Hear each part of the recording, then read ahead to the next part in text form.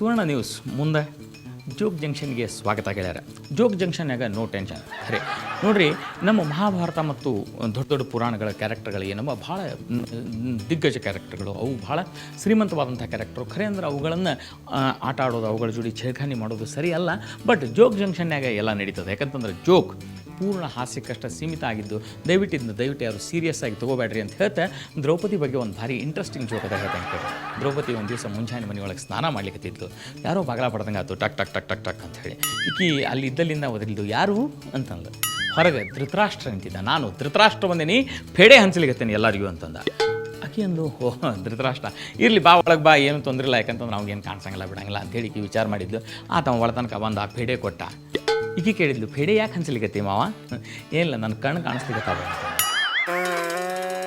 ನೋಡ್ರಿ, ಹಳ್ಳಿ ಒಳಗೆ ಈಗೂ ನಾವು ನಾಟಕಗಳನ್ನು ಆಡೋದು ನೋಡೋದು ಈ ಪ್ರಥಾ ಇದ್ದ ಅದ.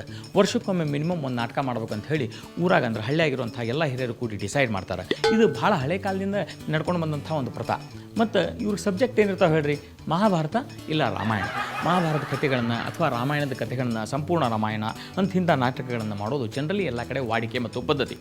ಈ ಹಳ್ಳಿಗಳಿಗೆ ಹೋಗಿ ನಾಟಕಗಳನ್ನು ಕಲಿಸ್ತಾರಲ್ಲ, ಅವರು ಪೇಟೆ ಮಾಸ್ತರ್, ಅವರು ಈ ಹಳ್ಳಿಗೆ ನಾ ಈ ನಾಟಕ ಕಲಿಸಿ ಬಂದೆ, ಈ ಹಳ್ಳಿಗೆ ಈ ನಾಟಕ ಕಲಿಸಿ ಬಂದೆ ಅಂಥೇಳಿ ಅವರು ಬೇರೆ ಬೇರೆ ಹಳ್ಳಿಗೆ ಹೋಗಿ ಒಂದೇ ನಾಟಕನ ಅಲ್ಲಿ ಮಂದಿಗೆ ಟ್ರೈನ್ ಮಾಡ್ತಿರ್ತಾರೆ. ಒಂದು ಸರ್ತಿ ಏನಾಯ್ತು, ಹಳ್ಳಿ ಒಳಗೆ ಈ ರಾಮಾಯಣದ ನಾಟಕ ನಡೆದಿತ್ತು.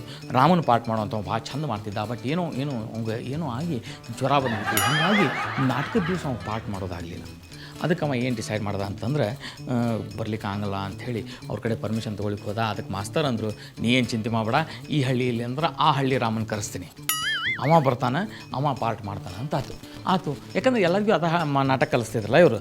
ನಾಟಕದ ದಿವಸ ಆ ಹಳ್ಳಿಯಿಂದ ರಾಮ ಬಂದ, ರಾಮನ ಪಾಠ ಹಾಕೊಂಡ, ಮಸ್ತ್ ಮೇಕಪ್ ಆಯ್ತು, ನಾಟಕ ಚಲೋ ಆಯ್ತು. ಆ ಆ್ಯಕ್ಟರ್ ಒಂದು ಸ್ವಲ್ಪ ಚಲೋ ಇದ್ದ, ಆ ಹಳ್ಳಿಯಿಂದ ಹೆಂಗೋ ಮಾಡಿ ಸೀತಾಗ ಏನು ಕನ್ವಿನ್ಸ್ ಮಾಡಿಬಿಟ್ಟ ಅಂತಂದ್ರೆ, ಈ ನಾಟಕದಾಗ ಮಾಡುವಂಥ ಸೀತಾಗ ನೀ ಏನು ಕಾಡಿಗೆ ಬರೋದು ಬೇಡ, ಇಲ್ಲೇ ಇರು ಅಂತ ಹೇಳಿ ಕನ್ವಿನ್ಸ್ ಮಾಡಿಬಿಟ್ಟ.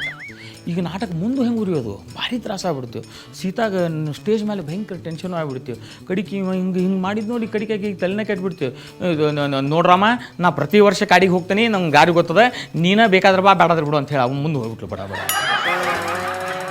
ನೋಡ್ರಿ, ಕಂಸಕ್ಕೆ ಖರೆ ಅಂದ್ರೆ ಗೊತ್ತಿತ್ತು, ದೇವಕಿ ಮತ್ತು ವಸುದೇವನ 8ನೇ ಮಗುವಿನಿಂದ ಅವಾಗ ಸಾವದ ಅಂಥೇಳಿ. ಹಂಗೆ ಗೊತ್ತಿದ್ರು ಕಂಸಂದ ತಪ್ಪಲ್ಲ, ಆ ವಸುದೇವ ದೇವಕಿನ ಒಂದೇ ಜೈಲ್ನಾಗ ಇಟ್ಟದ್ದು. ಜೋಗ್ ಜಂಕ್ಷನ್ಯಾಗ ಇಂಥವು ನಿಮ್ಮ ಕಡೆ ಜೋಕ್ ಇದ್ರೆ ದಯವಿಟ್ಟು ಕಳಿಸ್ರಿ, ನಾ ಕಾಯ್ತಿರ್ತೀನಿ. ನಮ್ಮ ಸಂಖ್ಯೆ ನಿಮ್ಮ ಕಡೆ ಇರಬೇಕು. ಮತ್ತು ಹಂಗೆ ಇಂಟರ್ನೆಟ್ ಮೇಲೂ ನೀವು ನಮಗೆ ನಿಮ್ಮ ಜೋಕ್ಗಳನ್ನು ಕಳಿಸ್ಬಹುದು. ನೋಡಿರಿ, ಅದರ ಅಡ್ರೆಸ್ ಹಿಂಗದ, m2j@suvarnanews.in. Thank you so much.